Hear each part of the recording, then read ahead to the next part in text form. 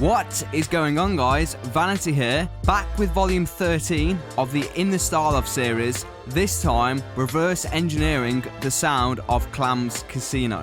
This is the composition I'm going to be taking you through today, which is a remake of Palace produced for A$AP Rocky.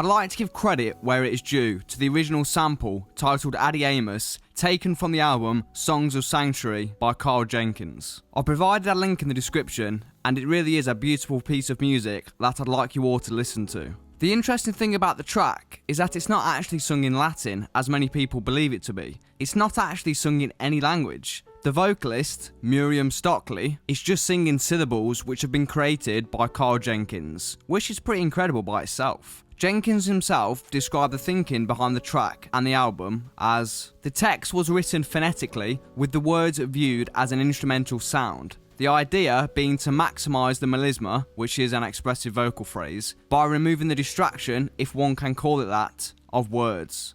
I myself have never even considered creating my own language to be performed as a musical piece, and I really doubt anyone watching this has either. While there are obvious time constraints to creating your own language or vocal phrases, this line of thinking is going to be the centerpiece for this tutorial, as I think you'd all agree that Clams Casino's music is extremely creative.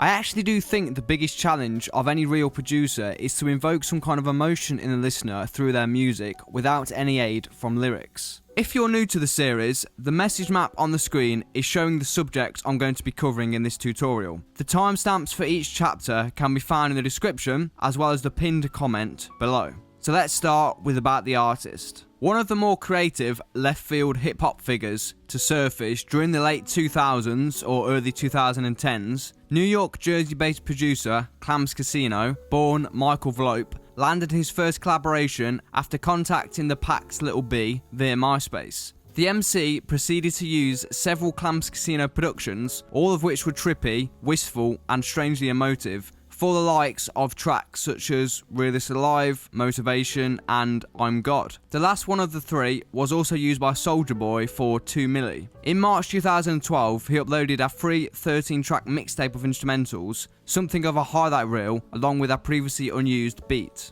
This preceded the first official Clams Casino solo release, the Rainforest EP, which was issued by Triangle that June. Additional instrumental mixtapes were issued in 2012 and 2013, a period during which tracks by the likes of A$AP Rocky, Mac Miller and Blood Orange were released with his production work. Among Vlope's more notable collaborations to surface in 2014 and 2015 were Schoolboy's Q, Gravy, FKA Twigs' Hours, and 3 cuts from Vince Staples' Summertime '06. Signed to Columbia, Vlope made his major label debut as an artist in 2016 with the release of his album 32 Levels. As you can imagine, there isn't much, if any, information out there on just what Clams Casino's studio setup looks like. I have gathered that he uses Sony Acid Pro combined with Akai's MPC Renaissance controller and Teenage Engineering's OP1 portable synthesizer, but that's as far as it goes, I'm afraid.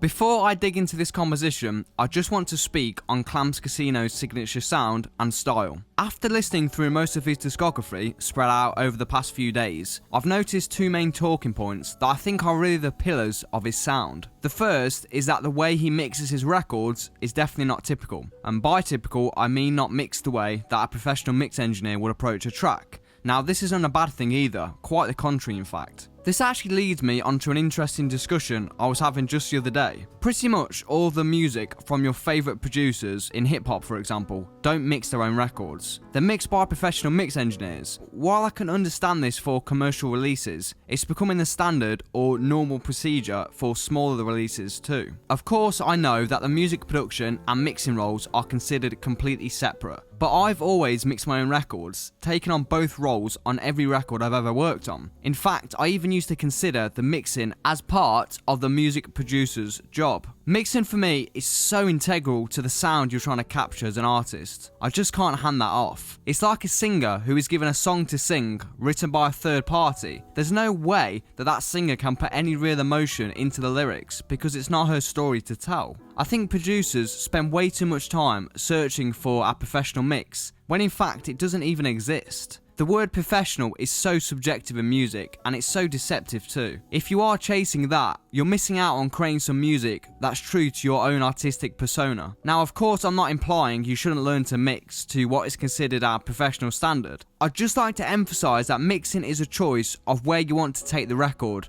not a rule of where it should go. I'm speaking to you artists watching this too. Alright, so before I get too far off topic, getting back to Clams, the second pillar to his sound, in my own opinion, is sampling. Sampling itself is an art form, one that takes great skill when gotten right. Now, if you don't agree or believe me, listen to Just Blaze's flip of Rick James's Super Freak in the track Kingdom Come he produced for Jay-Z. You cannot even recognise the original sample, something that's just so well known and iconic as Super Freak 2. For those that don't know, MC Hammer also sampled it for You Can't Touch This, which I'm sure you probably all do know. Even if you're not a fan of sampling, or do not wish to get tied up in the intricacies of getting them cleared, they can still trigger something like a sudden inspiration of an idea or some kind of melody. I did also notice that Clams samples a lot of both Björk and Imogen Heap vocals throughout most of his tracks, which he ties together with this kind of thick bed of sounds and atmospheres. Alright, let's move on to the composition. We'll start with the drums. Here's what they sound like, soloed.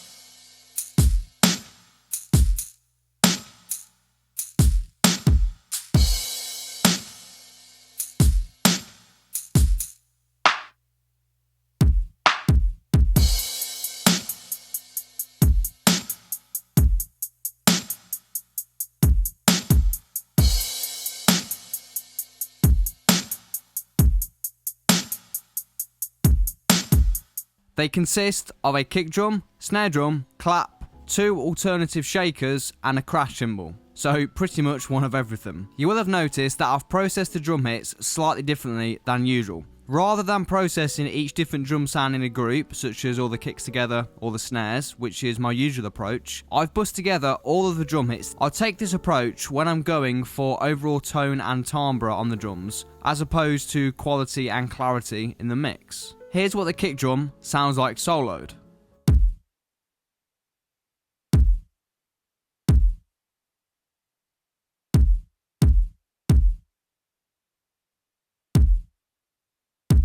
I've got 3 plugins on here. The first is an EQ, removing everything under 35Hz, as well as cutting away some of the mud around 500. Cutting at 80Hz, perhaps even 100, would be the better option to take when going for a clean mixing style in order to avoid the kick getting in the way of the bass, or vice versa. However, this isn't what I'm aiming for here, as listening to the original track, the kick and bass sound as one. You can't really pick out either as a separate sound. Removing muddy frequencies at 500Hz is something I tend to do on almost every sound. I can hear when it's removed and when it needs removing. I've become that accustomed to it now. The second plugin is the API 2500 Compressor. Now, this is just applying some gentle compression to the sound with a 2:1 ratio, taking off around 3 decibels on the reduction meter. The last plugin is a tape emulation plugin. I've actually started using these more and more throughout my mixes. I'll just give you a quick before and after of this tape emulation plugin, just so you can hear what it's adding into the sound. So first we've got before.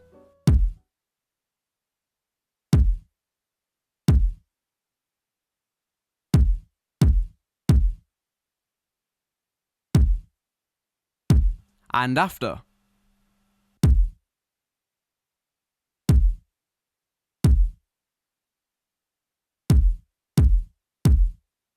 You can hear how it's really warming up the kick. Achieving this warmth throughout my entire mix is something I'm always striving for, despite the particular artist I may be covering. I'd also like to mention that I always balance my input amplitude to that of the output from each plugin. This stops you from getting deceived into thinking something sounds better when in fact it just sounds louder. Moving on to the snare, and just a side note, we'll cover the percussion all together, as it may otherwise get pretty boring sitting through each sound separately. I've got the snare layered with a tambourine hit. Here's how they both sound together.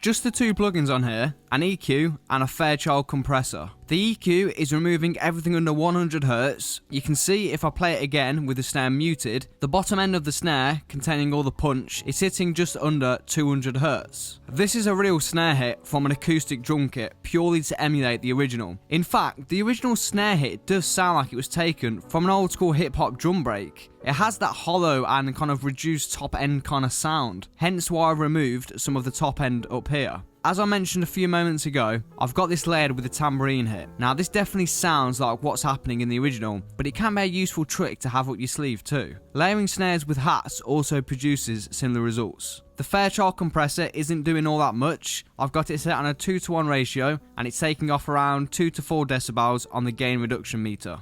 All of the percussion, all the kind of extra instruments included in the drum groove, sound like this, soloed.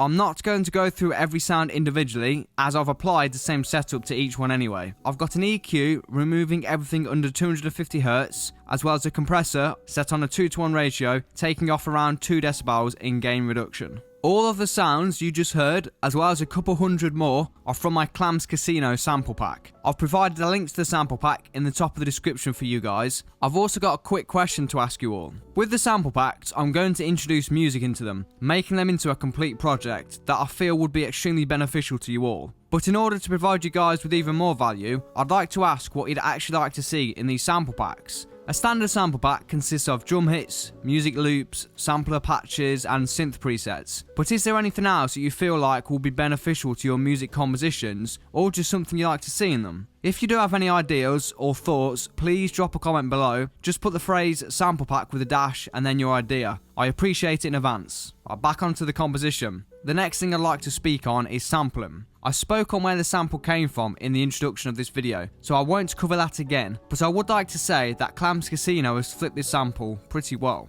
So if I zoom in on it at the top up here, you can see here how I've basically taken 2 chops from the track to create this 4-bar loop. The chops are around 6 seconds apart in the original piece of music and sound like this, soloed.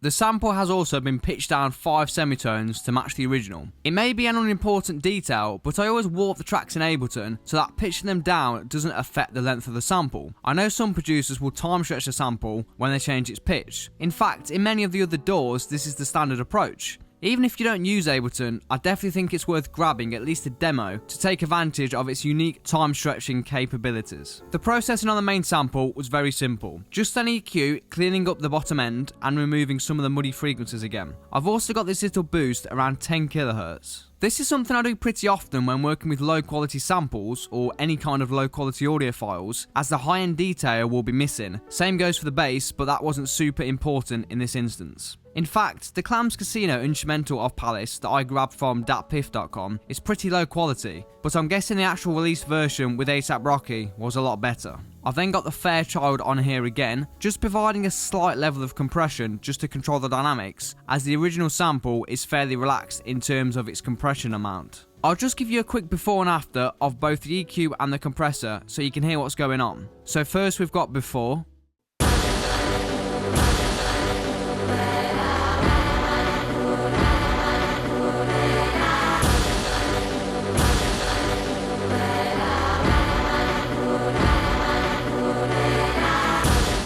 And after.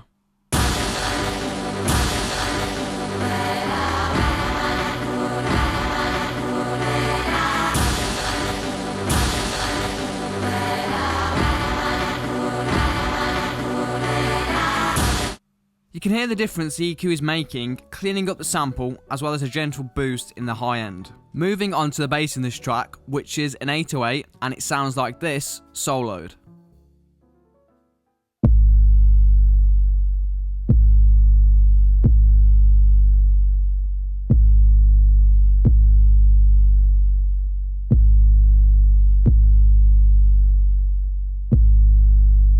The arrangement is exactly the same as the original, playing alongside the kick drum. The processing chain consists of just 3 plugins. First, we've got an EQ rolling off everything above 500Hz with a very gentle slope, just to reduce a touch of the high-end detail on the sample. I'm also rolling off everything under 25Hz. This may confuse some people, as generally, removing low end from 808 samples, or bass in general, isn't all that talked about, but so important. Loud bass tones under 25Hz cause speaker flutter and sometimes even flutter noise on both headphones and speakers. It just doesn't need to be there. Even if it didn't cause these things, there's no need for it, and it is adding to the overall loudness of the track. This is really the principle you should apply to everything in your mix, not just to clean up the mix, but to actually increase the amplitude of your track. The API 2500 really isn't doing all that much. It's taking off around 2 decibels in gain reduction with a very low threshold, and just providing a gentle compression over the 808 tone. The last plugin on here is Max Bass from Waves. From the Waves website, they say Max Bass uses psychoacoustics to calculate precise harmonics that are related to the fundamental tones of sound. When these harmonics are combined,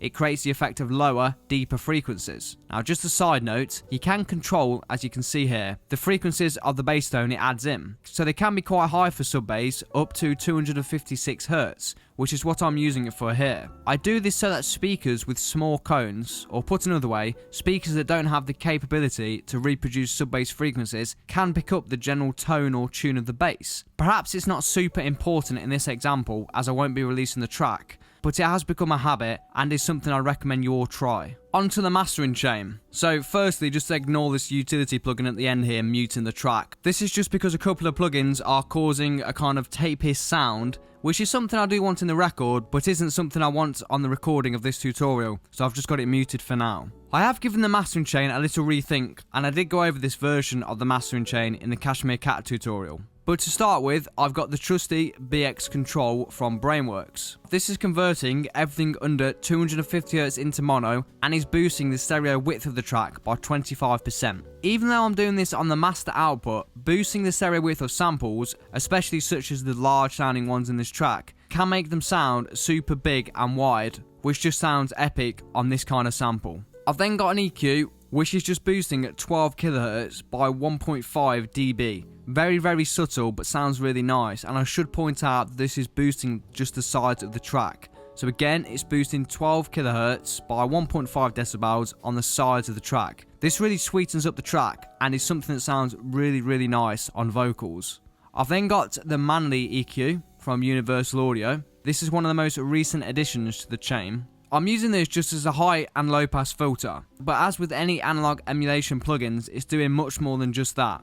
I've been testing a few different tape emulation plugins out, but I really like this one that I'm just trying in demo mode. And this is the plugin that's causing that kind of tape hiss that I was talking about just a few seconds ago. In my own experience, it just warms up the track ever so slightly, and I really like how it sounds on the master output, but again, it's something you really need to try it for yourself and decide if you like or not. I've then got the Shadow Hills mastering compressor. Now, I did speak about this in the Cashmere Cat tutorial. I really love the option of having essentially 3 different compression sounds, an optical, discrete, and then the 2 combined. As with any analog emulation, the main component that's really loved is the sound. I've rarely ever used compressors on my master besides the PSP old timers, just because I didn't really like how they sounded. It changed greatly from track to track, and I could never find one that really worked with whatever I threw at it, until now. The Shadow Hills is very, very versatile. It sounded great with everything I've ran through it so far. But it is of course personal preference, as with any compressor. So I think as a producer, it's well worth trying out lots of different compressors, EQs, filters, reverbs, delays, limiters, just to see which ones you actually like the sound of. I've then got the 2 PSP old-timer plugins, one compressing the sides and one the middle, both set on the same compression settings. I've actually never explained these plugins in detail, so this is taken from the PSP website. The PSP Oldtimer, a vintage style compressor designed for demanding track and program compression, limiting and mastering processing. Our goal in developing these plugins has been to provide you with versatile compressors that offer detailed control and an exceptionally musical sound. PSP Oldtimer plugins are not based on any specific hardware, rather they are inspired by vintage circuits, and we design them to emulate our favourite characteristics of such compressors. The last plugin in the chain is the L2 limiter from Waves, leaving 0.2 decibels for any intersample peaks that may occur on the listener's end. Moving on to my takeaways for this episode. Number 1. I'd just like to echo what I spoke on towards the beginning of this tutorial regarding mixing. It's really about finding a style that works for you and your music. If a clean mix is your style, or whatever is considered a professional mix in the engineering world, then that's absolutely fine. But just remember, it is a style, and yet another way to be creative. Number 2. I think subtle adjustments are really the game in mixing and mastering. All too often people are making these big cuts or big boosts, but all that's doing is boosting or lowering the volume at these specific frequencies. That's all it is, volume adjustments. When you start thinking of EQ in terms of volume as opposed to frequencies, it may shift your approach. Number 3. One of my takeaways in the Cashmere Cat tutorial was sampling, but I really couldn't leave it out here as it's definitely a pillar of Clams Casino's sound. Finding samples is, I think, the hardest part, especially ones that have not already been used. There's no secret to it either, it's just listening through hundreds if not thousands of records till you find something that works. I'd actually recommend YouTube playlists, but not ones titled samples or something similar, because that's just lazy and what everyone else are using. Find ones full of the genre you're interested in sampling. That way when you find something worth sampling, it's easy to add it into your own private playlist, so you've got a bunch of them ready to go for your next production session. That's all I've got for you today, guys. I hope you've learned something, hopefully both useful and practical. If you did enjoy this video, I would highly appreciate it if you could like it and subscribe to the channel if you'd like to see more of these tutorials. As always, thank you all for watching, and I'll see you all in the next one. I'm out. Peace.